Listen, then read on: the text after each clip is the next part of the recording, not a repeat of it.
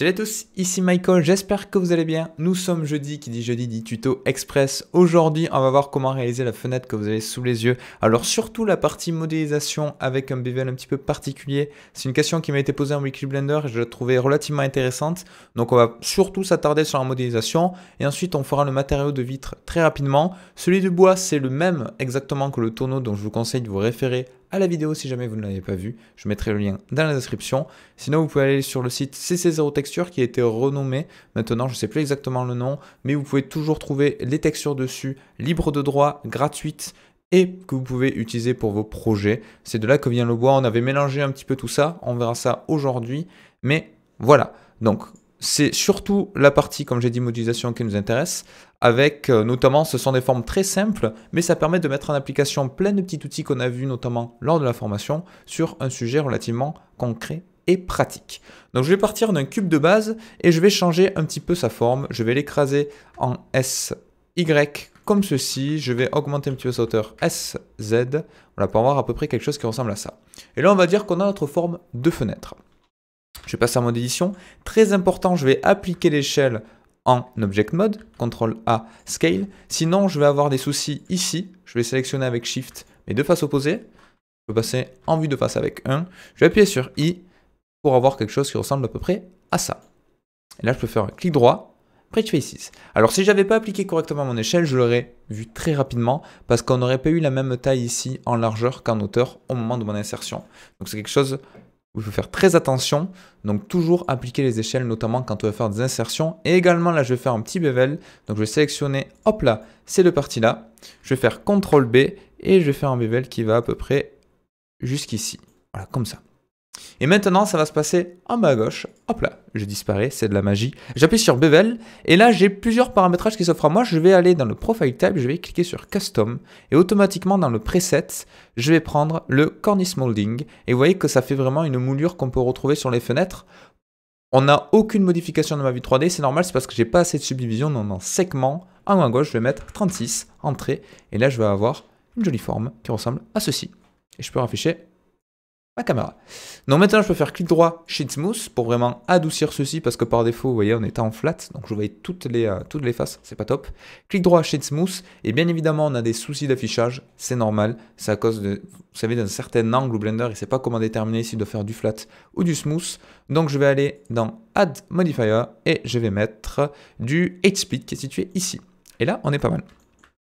Maintenant, il faut que je crée l'encoche dans laquelle va être ma vitre. Alors l'erreur qu'il ne faut surtout pas faire, c'est essayer de tout faire dans le même modèle en passant en mode édition, en reliant, en créant des faces et en mettant de la transparence parce qu'on verrait à travers. Imaginons que là je crée une face avec de la transparence avec une épaisseur, mais à travers je pourrais voir l'intérieur de mon objet et du coup j'aurai des fuites de lumière, c'est pas bon.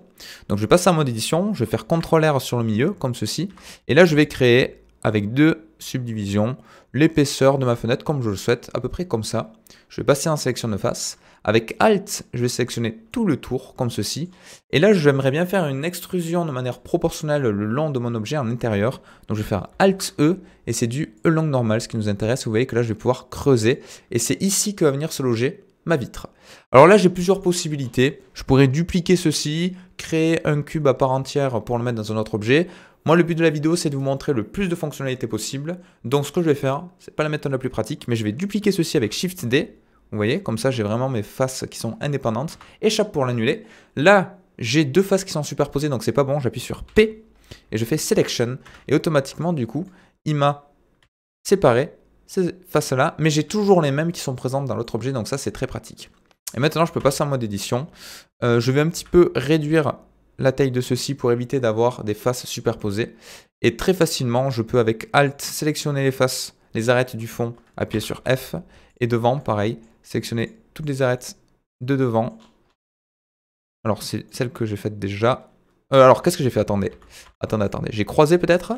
Alors, si vous êtes un petit peu perdu comme moi, ne vous inquiétez pas, vous appuyez sur le slash du pavé numérique. Voilà. Et là, on voit un petit peu mieux. Et effectivement, c'était pas pratique à sélectionner. Je peux sélectionner ça, faire F.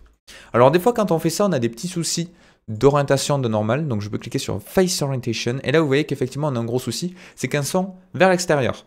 Donc j'appuie sur tabulation, je sélectionne tout et je fais Shift N et ça fait un Recalculate Outside et automatiquement il va m'orienter correctement les normales. Donc là on est pas mal. Je vais assez vite, c'est le principe du tuto express du jeudi, mais tout ça normalement on l'a déjà vu, mais ça permet vraiment de mettre en application un petit peu tout ça. Donc je trouvais l'exercice assez sympa pour mettre tout ça en pratique. Et là vous voyez, on a notre jolie fenêtre. Donc maintenant, on va faire tout simplement des matériaux rapides. Alors je vais faire un mur qui va englober ma fenêtre de manière très rapide. Donc je vais faire quelque chose voilà, qui est un petit peu plus petit comparé à la taille de la fenêtre, qui ressemble à ceci. Ça me paraît pas mal. C'est pas la méthode idéale, mais ça va nous permettre d'obtenir un résultat assez rapide.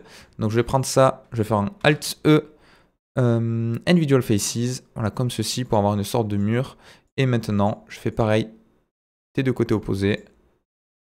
Tac, Alt-E, Along Normals. Voilà. Et là, on a quelque chose qui est pas mal. Donc j'ai bien ma fenêtre contre mur. Et si je passe en mode rendu, je vais bien évidemment aller en Cycles. Je vais mettre du denoise dans ma viewport. Je vais rajouter un environnement de texture au lieu de ma color, Open. Je vais prendre par exemple celui-ci, voilà, une extérieure avec un joli paysage magnifique. Et là j'ai ça pour le moment. Donc c'est pas top. Je vais être sur pause. C'est pas top, pourquoi? Parce que j'ai aucun matériau. Donc la première chose que je vais faire, c'est créer un matériau ici sur notre fenêtre. Ok? Alors c'est pas top pour différentes raisons aussi. C'est que là j'ai rajouté mon mur, mais au milieu il est plein. Vous voyez là il est plein, donc on s'en aperçoit pas forcément dans la vue 3D. Mais si je passe pareil avec slash pour isoler mon objet, vous voyez que j'ai ceci. Là il faudrait que j'ai un creux à cet endroit là. Donc je vais sélectionner ces deux faces avec Shift, clic gauche, et je vais faire clic droit, Bridge Faces, et automatiquement vous voyez que j'ai creusé dans mon mur. C'est la même technique qu'on a utilisée au début sur la fenêtre. Donc ça, c'est quelque chose que j'essaie de répéter à chaque fois. Le Bridge Faces, ça peut permettre de relier deux faces éloignées, mais deux faces à l'intérieur d'un même objet, du coup, ça va le creuser. Très pratique. Et maintenant, on a quelque chose qui est un petit peu mieux en termes de visuel. Et là, si je passe en mode rendu, ça prend un petit peu de temps, c'est normal, c'est parce que j'encode en même temps par-dessus le stream, surtout que j'étais en pause en haut à droite. Vous voyez que là, on a un visuel qui est plutôt pas mal. Donc là, l'ambient occlusion et tout a l'air cool, ce sont les paramétrages de base. On va laisser ça pour le moment, on va s'attarder aux matériaux. Le mur, on va pas y toucher. Le bois, je vous ai dit qu'on allait prendre un matériau qu'on a utilisé dans le tuto du tonneau. Alors, si ça vous intéresse, référez-vous à la vidéo. On va pas reperdre du temps aujourd'hui à faire exactement la même chose. Il y a une vidéo qui existe, vous tapez Michael matériaux, tonneau, bois ou autre. Sinon, le lien sera dans la description. Et vous allez voir qu'on va tout faire de A à Z et vous pouvez revenir ensuite sur cette vidéo.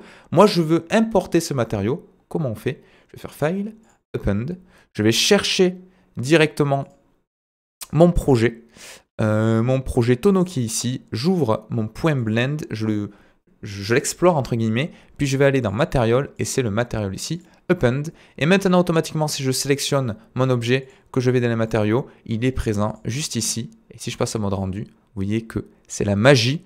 J'ai bien mon matériau qui est là. Alors les UV par contre, ils sont un petit peu étirés. Donc effectivement, j'ai récupéré mon matériau, mais les UV sont pas top. Donc je vais passer dans le second mode, là, le Material Preview. Second mode, je sais pas pourquoi j'ai dit mode. Second mode, vous voyez que là, on le voit beaucoup plus rapidement. C'est un petit peu étiré. Donc je passe en mode édition, tout sélectionner, aller dans les UV Editor. Avec A, je sélectionne tout. Et je vais faire un petit rescale comme ceci pour avoir quelque chose, vous voyez, quand même d'un petit peu plus fin. Et là, les matériaux ont l'air pas mal. Et une fois que j'ai ceci, je vais faire mon matériau de la vitre. Donc je vais l'appeler vitre. Et là, hop là, Shader Editor. Et c'est pas très compliqué. Si vous voulez faire une vitre classique, vous avez deux choses à faire. Augmenter ici la transmission à 100%.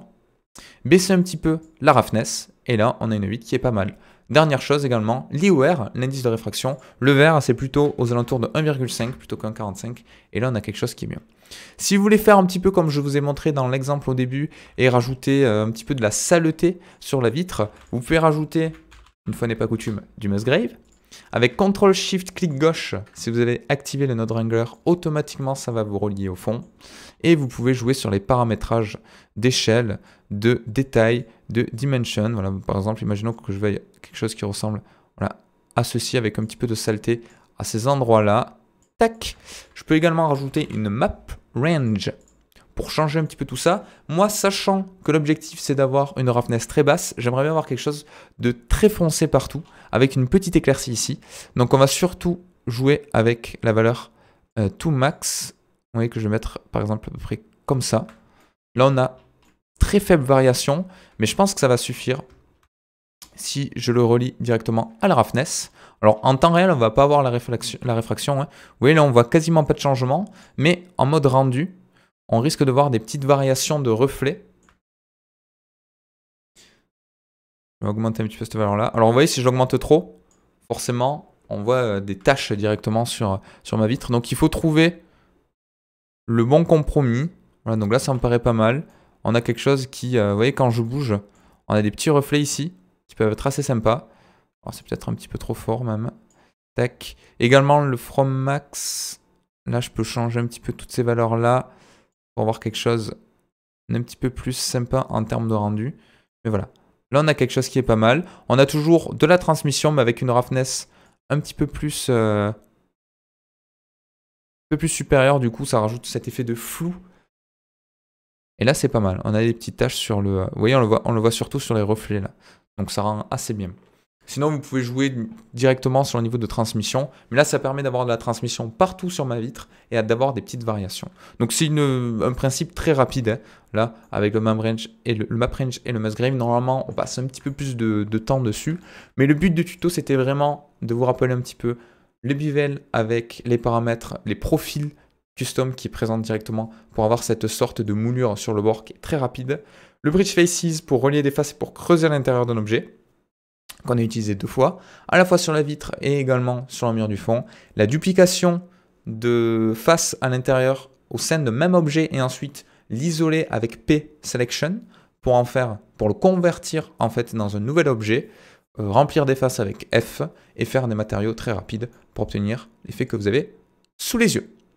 Donc voilà, c'est tout pour aujourd'hui. J'espère que ça vous aura plu. C'était un tuto assez rapide avec beaucoup de rappels. La question a été posée plusieurs fois déjà en Weekly Blender sur que ce soit le Bridge Faces, tout ça. Donc je voulais le remontrer. J'espère que ça vous a plu et je vous dis à très très vite pour une prochaine vidéo. Ciao!